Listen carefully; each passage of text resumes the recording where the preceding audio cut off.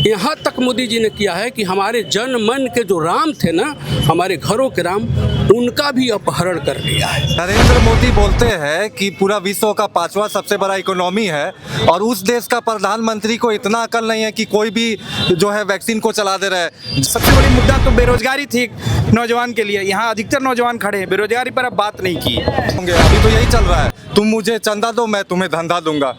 लोग को पहले पार्टी नहीं जनता बनना चाहिए। हिंदू मुस्लिम मोदी जी ने करवाया। इन्होंने कहा कि कहाँ हिंदू मुस्लिम मोदी जी ने करवाया, कहाँ मोदी जी ने कहाँ दंगा करवाया।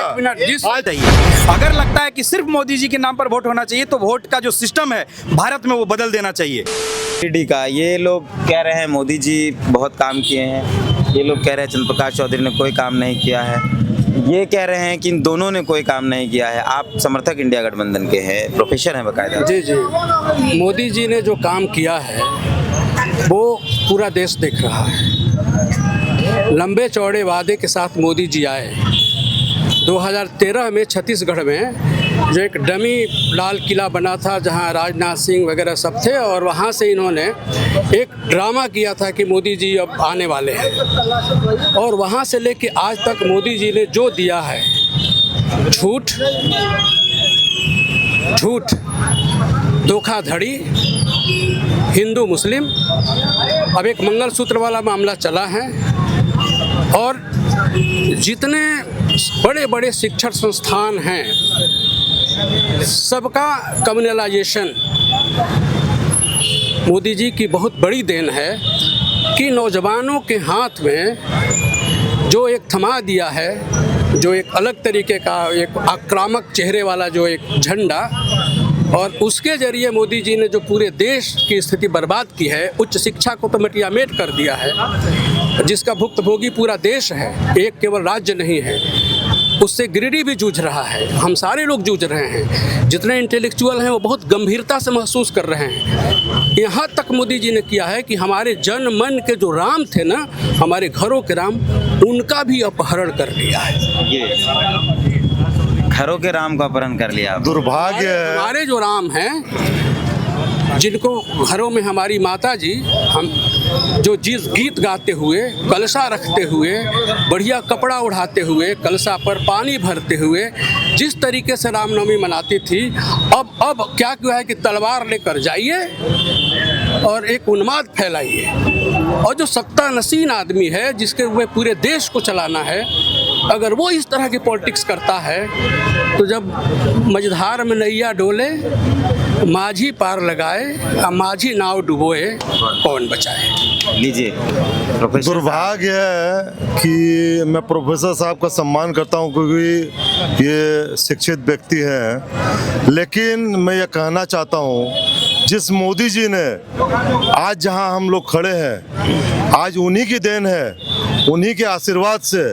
और आज देश जो है, आज पूरा देश जब त्राहिमाम पूरा विश्व कर रहा था, उस समय भारत देश पूरा गर्व के साथ सभी मोदी जी आज पूरा जी जान से अपनी सेना को, अपनी जनसेना को और अपने पूरे देश के एक एक व्यक्ति को बचाने में लगे हुए थे। आज जो है कोविशील्ड के लिए जो इन्होंने दुष्प्रचार किया, आज इलेक्शन के टाइम में जो इन्होंने कोविशील्ड के लिए दुष्प्रचार किया कि वो कोविशील्ड लेने के बाद आज उसका साइड इफेक्ट होगा, आज हार्ट का ब्लॉकेज हो रहा है, ये हो रहा है। आज मैं ये बताना चाहता हूँ कि कोविशील्ड की पहली डोज हमारे सम्मानित प्रधानमंत्री मोदी जी ने लिया। उन्होंने एक पहला डोज नहीं लिया, उन्होंने बूस्टर डोज भी लिया। आज क्या मोदी जी आज मोदी जी को कुछ हुआ?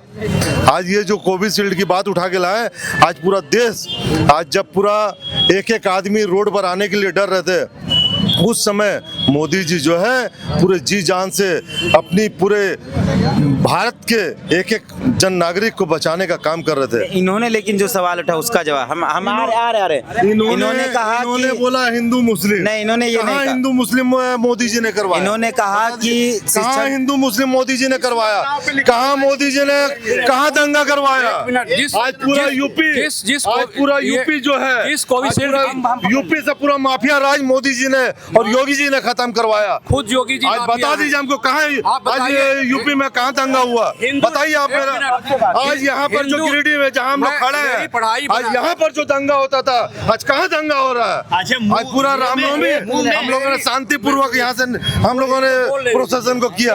कहाँ हम लोग दंगा हुआ यहाँ पर? कहाँ हिंदू मुस्लिम का यहाँ पर हो रहा है? भाजपा के समय बताइए। 2014 में यहाँ इतना बड़ा दंगा हुआ, उसके बाद हर पर्व त्योहार में 144 लगाता है। ये भाजपा के समय में झारखंड में हुआ था। लेकिन ये अभी गवाह है। लेकिन ये मुंह में राम बगल में छुरी वाला जो कहावत है ना, यही मुंह में राम बगल में छुरी। आप राम जी का मंदिर बना रहे हैं और सबसे ज्यादा आप कोलेट्रल बॉन्ड पर 250 करोड़ रुपया चंदा लिया, किसे? जो बीफ एक्सपोर्ट करता है, उससे आप चंदा ले रहे हैं और राम जी का पूजा भी कर रहे हैं। सबसे ज्यादा गोवंशियों का हत्या करने का जो है ना, ये मोदी सरकार में हुआ।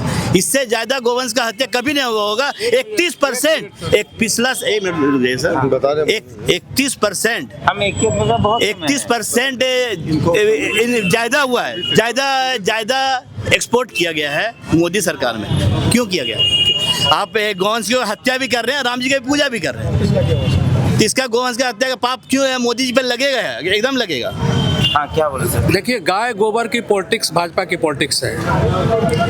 भाजपा के बहुत गंभीर लोगों के साथ भी मेरा उठना बैठना है, जो बड़े बड़े शिक्षण संस्थानों में हैं। पंडित विद्यानिवास मिश्र, जो अटल बिहारी वाजपेयी जी के समय राज्यसभा के सांसद हुए, मैं उनके साथ भी बैठता था। मैं एक बात बताना चाहता हूँ, जिस कोविशील्ड की बात इन्होंने की है, किसी भी इंडिया गठबंधन की पार्टी ने कोविशील्ड के मामले को नहीं उठाया है। जिस कंपनी ने इसका निर्माण किया है, उस कंपनी की तरफ से ये सारा मामला उठा है, तब भारत में यह मामला उठा है। ब्रिटेन की कोर्ट में और अभी मैं बताता हूँ, परसों पटना एम्स में राकेश रंजन नाम के डॉक्टर थे एम्स में। असमुरारी नंदन मिश्र एक हिंदी के बड़े लेखक हैं, नौजवान लेखक हैं, उन्होंने पोस्ट किया है कि कल उनकी डेथ हो गई हार्ट अटैक से।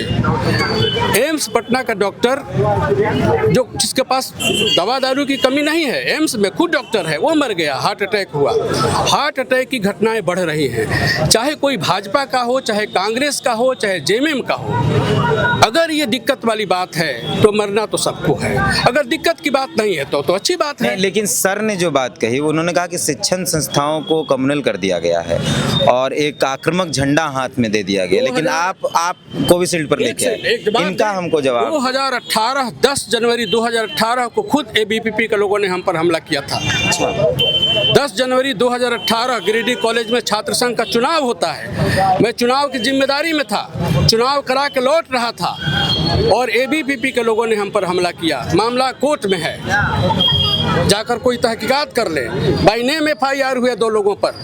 इस पर क्या कहेंगे? देखिए, ऐसा है कि मुझे लगता है कि प्रोफेसर साहब अपने जब ये वहाँ पर प्रोफेसर थे, तो हमको लगता है कि कुछ कारणवश इनके साथ कुछ घटना घटी होगी, इसके लिए इनके मन में कुछ पीड़ा है।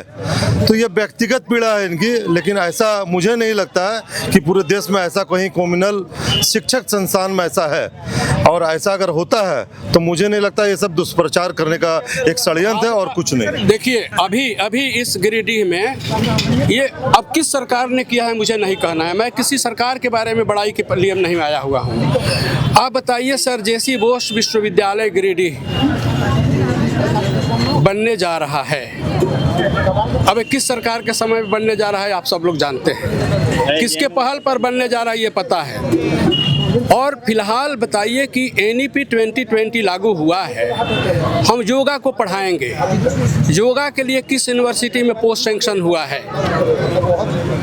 योगा पढ़ाएंगे हम, लेकिन योगा के शिक्षक किस यूनिवर्सिटी में बहाल हुए हैं? क्या सेंट्रल यूनिवर्सिटी में योगा के अध्यापक बहाल हुए हैं? आप बताइए, इस तरह के विषय ला दिए गए हैं जिसके बारे में न भारत का शिक्षक तैयार जानता है, न भारत के विद्यार्थी जान पाते हैं।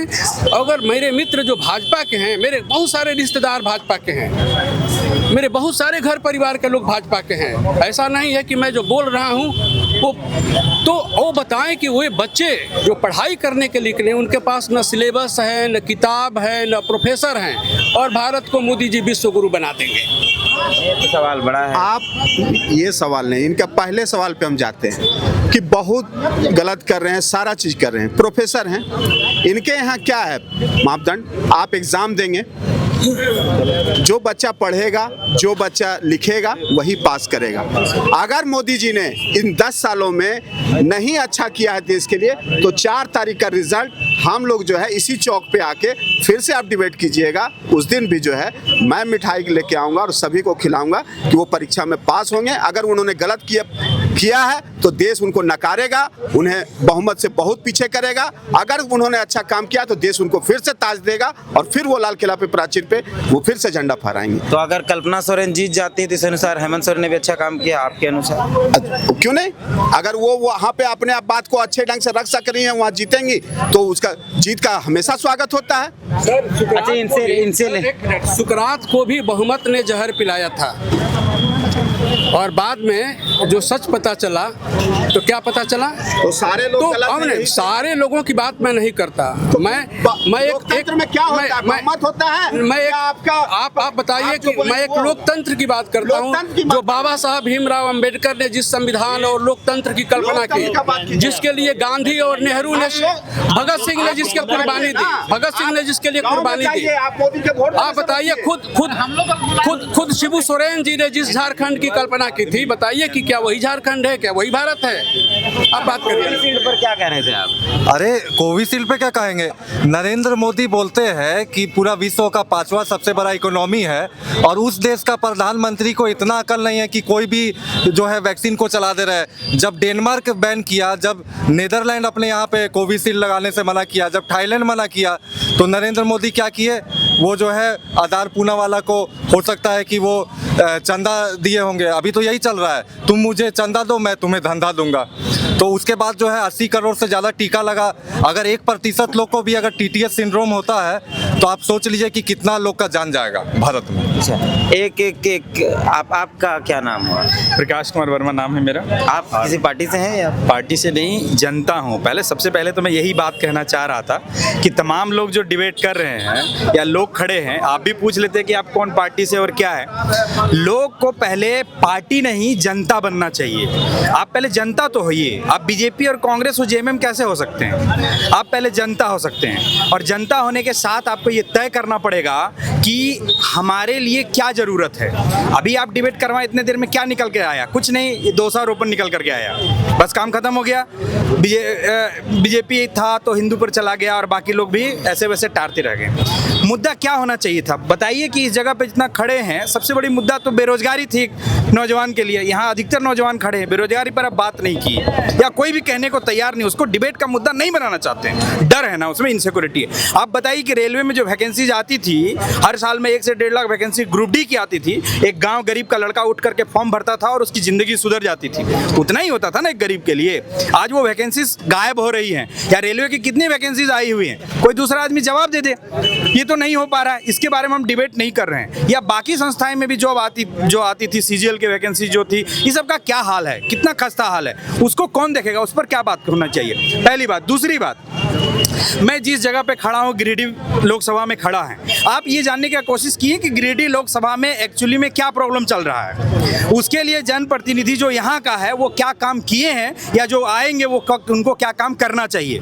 अगर लगता है कि सिर्फ मोदी जी के नाम पर वोट होना चाहिए तो वोट का जो सिस्टम है भारत में वो बदल देना चाहिए। वोटिंग सिर्फ मोदी के लिए होना चाहिए। जाएंगे, बटन दबाएंगे, लौट के चले आएंगे, तब हम सिर्फ उनकी बात करते हैं। और अगर ये सिस्टम है कि सांसद बनेगा और बाकायदा सांसद लोग मिलकर के प्रधानमंत्री चुनेंगे, तो हमें सांसद के कार्यशैली, उनके विचार और उनका क्या लोगों के बीच में किस प्रकार का काम रहा है उसके बारे में विचार जरूर करना चाहिए। गिरिडीह लोकसभा में खड़े हैं, सबसे बड़ी समस्या अभी जानते हैं, पूर्वी क्षेत्र से मैं आता हूं। पूर्वी क्षेत्र में एक भी घर नहीं बचा है जो हर 2 दिन आप धोइएगा तो 1 बाल्टी मतलब 10 बाल्टी पानी लगते हैं, जिसे आप धोएंगे तो काली निकलता है, मतलब प्रदूषण की समस्या। इतनी बड़ी समस्या है। डेली या आप जो फूलगोभी लगाते हैं तो उसके ऊपर में काली होता है। क्या स्थिति हो रही है? कितना दूरगामी प्रभाव पड़ने जा रहा है। कई एक हमारे क्षेत्र में लड़के जिनका आंख अंधा हो जा रहा है, लगातार सर्दी की समस्या रहती है, खांसी की समस्या रहती है। इन चीजों को कौन देख रहा है? इसको कौन ठीक करेगा? जनता तो सिर्फ चिल्लाते रह जाती है ना। इस पर बात क्यों नहीं किया जा रहा है? डिबेट इस विषय पर होना चाहिए। बेरोजगारी वाला सवाल तो बड़ा है भैया।